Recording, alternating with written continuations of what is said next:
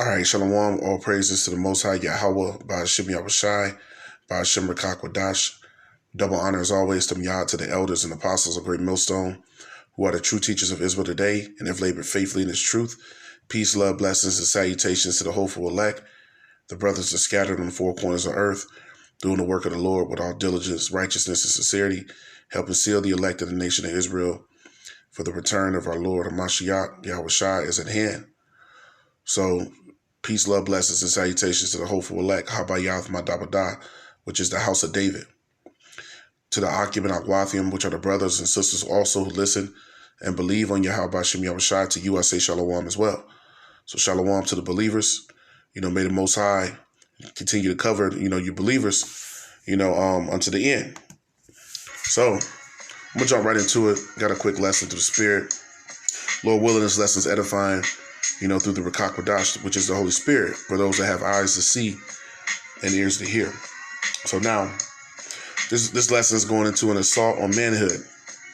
So that's the title of it, an assault on manhood. It's from theinquirer.com, dated November the 2nd, 2021. And it's through the Associated Press. It says, Hawley, which is speaking of this Republican senator from Missouri here, whose name is Josh Hawley. It says, Hawley, masculinity is a virtue, not a danger. So this is getting into how basically masculinity is under attack. There's an attack on masculinity, but more specifically, I wanted to narrow this and bring it straight to the point, which is the masculinity that matters, the men that matter, is the men of the tribes. You 12 tribes, you Negroes, Latinos, and Native Americans. There's an attack on your masculinity. There's an attack on your manhood. Let me say it that way. So, it's some good in this article, but, we're going to chew the meat and spit out the bones and get a few precepts, and Lord willing edify. So it says, Josh Hawley is coming to the defense of the American male. But see, we're speaking more specifically when we come out, directly to our people, which is, the elect of the nation of Israel, those that can hear, perceive, understand, and have faith in these words. We do these epistles, these letters, to help gather the elect. That's why the Most High rose up the elect. He put the Spirit back in the believers. It says the Republican senator from Missouri spoke Sunday night at the National Conservatism Conference in Orlando, Florida, saying, according to a text of his speech provided by his office, Hawley accused liberals in government, the media, and the entertainment industry of defining the traditional masculine virtues, things like courage, independence, and assertiveness, as a danger to society. And the reason why it's being pushed as a danger to society was because they've coined this phrase, that's used here in Babylon, called toxic masculinity, meaning that being a man, being in a traditional role as a man, which is being in authority, showing assertiveness and leadership, ultimately being the ones that's ruling, that is all wrong, because we know everything that Esau pushes is contrary to the truth, contrary to the Most High. Because the Lord said what? That the woman's not to usurp authority over the man. So in this society, we see that that's not so. So that's why they push the agenda of toxic masculinity, meaning, to be masculine, to be a man, that you can't do that. So this man is pushing forth this agenda, which we know is all a part of the sodomite agenda, the nasty people agenda, if you will, the Mo agenda. All of it kind of falls under that same umbrella. And through that, what's being pushed is to emasculate the man, the Israelite man, to keep him away from what? His power, keep him away from coming back to the law, statutes, and commandments, which continues to, erode our nation. It keeps our nation in a great state of decay. So it's through the elect men, Lord willing and standing up, that is helping bring back, the righteous vessels unto the Lord. And those righteous vessels are the ones that can hear, and perceive the words, understand them, and have faith in them. That's why we do these epistles, for those that believe, So, it says, Hawley said at the same masculine qualities are being vilified have long been regarded as vital to self-government. Liberty, he said, requires virtue, and in particular, it requires the manly virtue. So it requires a man to be a man, which brings the scripture to mind. The Lord says, show yourselves men, gird up your loins like a man. So to the Israelite man, it's about, you Jakes returning to this word, and assuming your role, as a son of the Most High, Yasha Allah, Prince of the Power. So it says, we need men who will shoulder responsibility, men who will start and provide for families, men who will enter the covenant of marriage and then honor it, Hawley said. The first-term senator has often been a polarizing figure. His first pump toward protesters descending on the Capitol on January 6 drew strong consternation from many in his home state, including calls for his resignation. But he remains popular in conservative circles and is often seen as a potential future presidential contender. Hawley said the backlash against masculinity can be seen in an elementary school where rambunctious boys are diagnosed with hyperactivity disorder and medicated into submission, ADHD, going into the fact that a lot of our people are at the head of this. Those numbers of you Jakes is the highest numbers. If they want to medicate your children and they want to put you, tag you with that label, because this is the school to prison pipeline. Look that up. It says, for decades, he said, government policy has worked against male-dominated industries, such as manufacturing. Today, he said, men are more apt to being jobless, less likely to being married, less likely to being fathers. Conversely, he said, they're more likely to suffer from depression and turn to substance abuse. Why? Because they're being driven crazy in a society, especially you Jake men, in a society that's totally orchestrated against you. It puts the woman over you. It puts, you at the lowest point on the totem pole. You are the least desired of all people.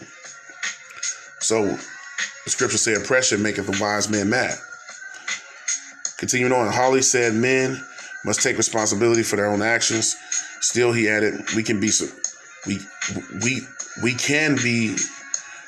we be surprised that after years of being told they are the problem, that their manhood is the problem?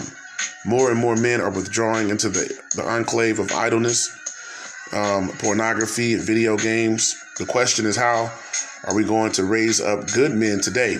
Hawley said, we can start by repudiating the lie that America is a systematically oppressive nation and that men are systematically responsible.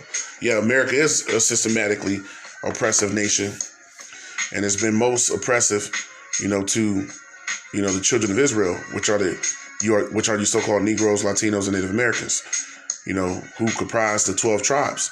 It is a systematically oppressive nation.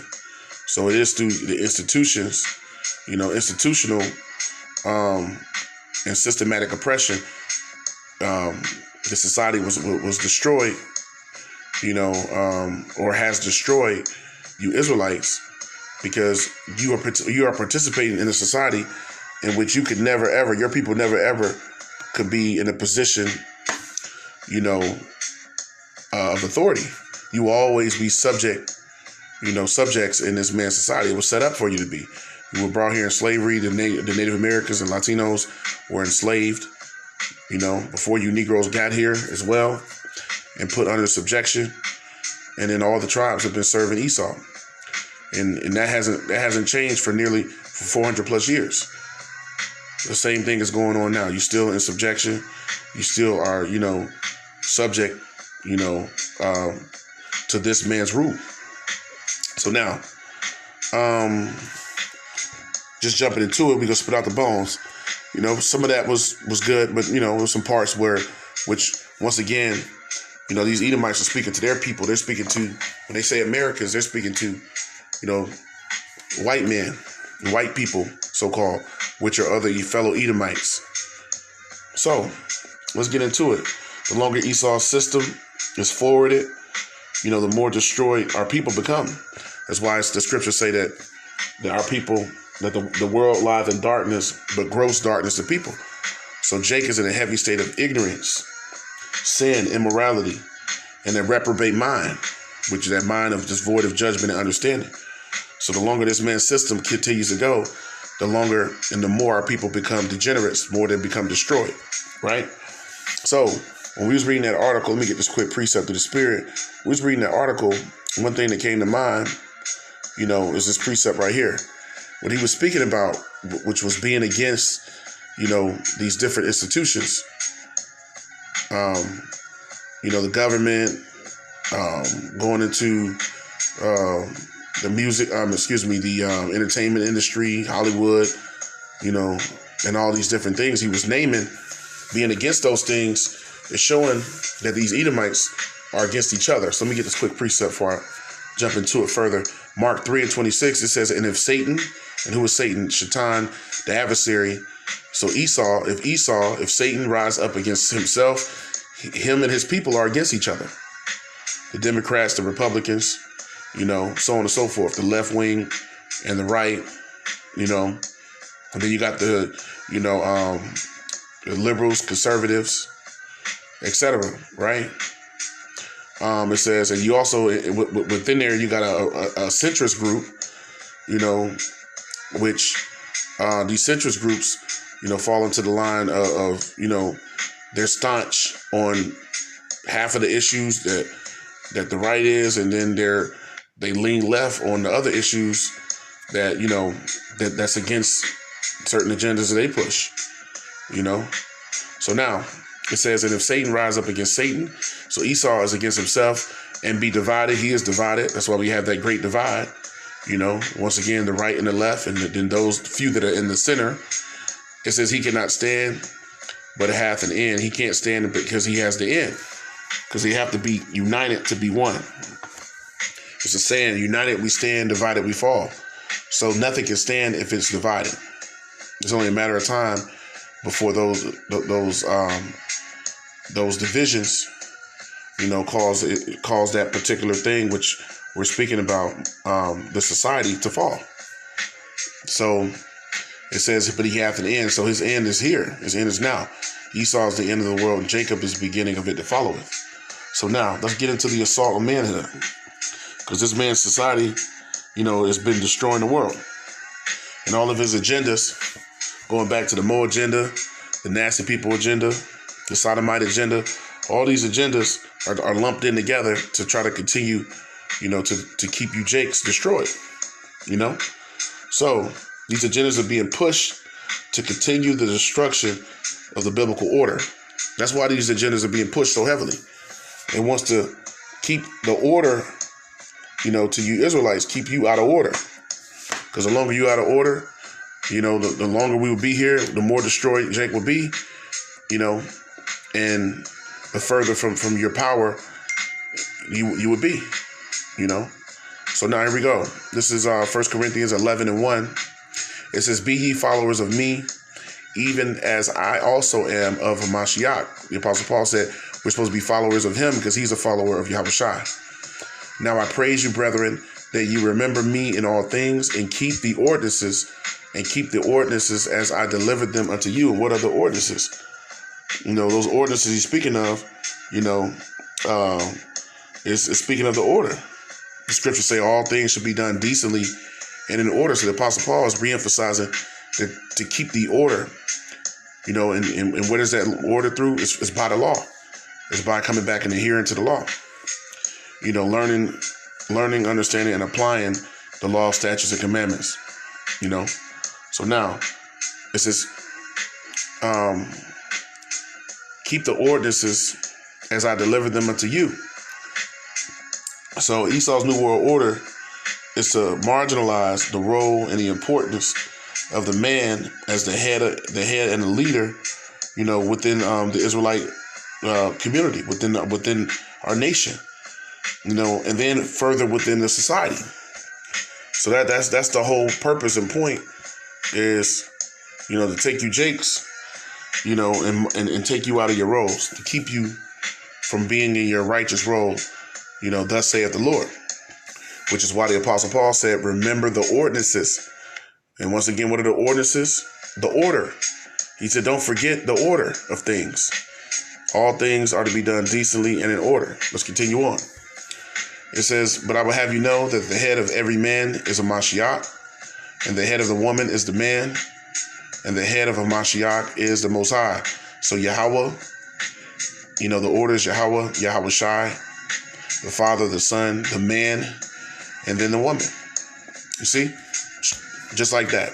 Nothing confusing, nothing hard to understand. So that order of things is being, turned upside down, because the scriptures tell us that the woman has compassed the man. So we're in a world where everything has been turned upside down. And then, these different groups, like the nasty people community, the sodomite agenda,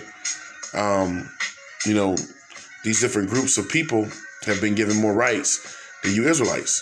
And that's another way to further oppress you, and to, once again, marginalize, your plight in society, which is, you were the ones that were, you Latinos and Native Americans, it was your land that was taken. It was all your natural resources and cattle and all your heritage that was taken from you. And you Negroes the same way. When you were brought over here on slave ships, you lost all of your heritage and all knowledge of who you were, self, purpose, and worth. You were the most, degraded and decimated, So you've become completely destroyed. So all of these things keep you in that continual, perpetual state of wickedness and sin, which goes into iniquity. So our people remain in that place. And that place is destruction. So let's see if I can get another precept or two. So when it talks about the ordinances, let me make a quick point. The ordinances, which is the order, the law, statutes, and commandments of the Most High, which is righteousness. The importance of that is that the order brings forth righteousness. Following the order brings forth righteousness. Let me show you an example of that in the scriptures. Following the order brings forth righteousness. That's simple. Let's show an example of that in the book of Luke, the 1st chapter. Following the order brings forth righteousness. So Esau don't want you to ever come back or turn back to living righteously. So now this is speaking of the mother and the father of John the Baptist, which is, his mother's name was Elizabeth and his father's name was Zacharias. This is Luke 1:5. This is, there were in the days of Herod, the king of Judea, a certain priest named Zacharias. It says, of the course of Abia, and his wife was of the daughters of Aaron, and her name was Elizabeth. And they were both righteous before the Most High. Walking in all the commandments and ordinances of the Lord blameless. So they walked blamelessly. Why? Because they were living a life according to the word. They were following Yahweh Bashem Yahushai. So that's what made them righteous in his eyes and blameless, which it says the same thing when you read in Ephesians, the 1st chapter. The elect stand before the Most High blameless. It tells you the same thing in Psalm 119. When you read verses 1 through about 5 or 6, it tells you the same thing. That they do no iniquity, that serve him. Meaning the Lord is going to abundantly pardon the sins of the elect, as we know the scriptures say. So the believers that walk according to the words of the Lord and according to faith, in the law, statutes, and commandments, and those that have that fear of the Lord is going to abundantly pardon, those believers that's of the elect. So that's why the ordinances, the Apostle Paul once again said, remember the ordinances as I have delivered them unto you. Because to walk, according to this word, which is acknowledging the truth, is to come back into righteousness, So why is that important to the Most High? See if I can get another precept. This is the book of Proverbs 4:2. Why is walking according to the word, why is that important to the Most High? Because you see that all throughout the scriptures. The Lord said, says the Proverbs 28:9, the man that wandereth, he that turneth away his ear from hearing the law, his prayers are an abomination. And then I was quoting Proverbs 21:16, the man that wandereth out of the way of understanding shall remain in the congregation of the dead. And that means to be spiritually dead. Those that wander out of what? The way of understanding, which is what? The truth. Those that won't adhere to the truth will remain spiritually dead to the Most High. So, what's the importance of walking according to the ordinances, as the Apostle Paul said? Proverbs 4:2, for I give you good doctrine. And what is good doctrine? Is the truth of this word, this wisdom, knowledge, and understanding. It's the pure, unadulterated truth, So this is Proverbs 4:2. It says, for I give you good doctrine, forsake ye not my law. That's why the Apostle Paul said to remember the ordinances, come back to keeping the laws to the best of your ability, which is rehearsing the righteous acts. So that's a prerequisite to serving the Lord. If you truly are serving him in truth and sincerity and righteousness. So the Lord said, this is the good doctrine, to not forsake his law. So what's important about that good doctrine? Let's get another precept before we close it out. Sirach 19:19. The Lord said, forsake ye not my law. Sirach 19:19, it says, the knowledge of the commandments of the Lord is the doctrine of life. So this is the doctrine. This good doctrine is the doctrine that brings forth life. Once again, those that wander out of the way of understanding are dead to the Lord. So this is the doctrine that brings you back to life. We were all dead at one point. We had to come back to life. The knowledge of the commandments of the Lord is the doctrine of life. And they that do things that please him, which are things that please the Lord, is the Lord said obedience is better than sacrifice. So when we come back and we obey, the Most High according to his word and come back to serving him, worship him in spirit and in truth, those things are pleasing to him. We learn what the scriptures say to do, and we start to do those things to the best of our ability, each and every day as we live, here on this earth. We realize that Ecclesiastes 12:13 says that the whole duty of man is to fear the Lord, to keep his commandments. So those are the things that's pleasing to the Most High. So I read again, Sirach 19:19. The knowledge of the commandments of the Lord is the doctrine of life. And they that do things that please him shall receive the fruit of the tree of immortality, which is salvation, and all the promises that accompany, the elect. That's the fruit of the tree of immortality. Meaning you're never going to die again. That's what it lines up with what Yahweh Shai saying. Some of them will not taste of death. Speaking of in these last days, that, the vast majority of the elect are not going to have to become martyrs. A big portion of the elect are going to be, beamed up on the chariots. They're going to receive salvation out of this place. Now you are going to have, a portion that are going to be martyrs for the truth. But those that believe on the Lord, as the scriptures have said, and come back to serving him, he gave a promise. And even those who would be, martyrs for this truth, they're going to be the first ones on the chariots, So now, Sirach 19:19, it says, the knowledge of the commandments of the Lord is the doctrine of life. So this is the doctrine that brings forth life again. And they that do the things that please him shall receive the fruit of the tree of immortality. Meaning those are the ones that's going to receive salvation. Those that come back to doing, the things that's pleasing unto Yahweh Bashem Yahushai, which is serving him according to his word, keeping the law, statutes, and commandments, offending less,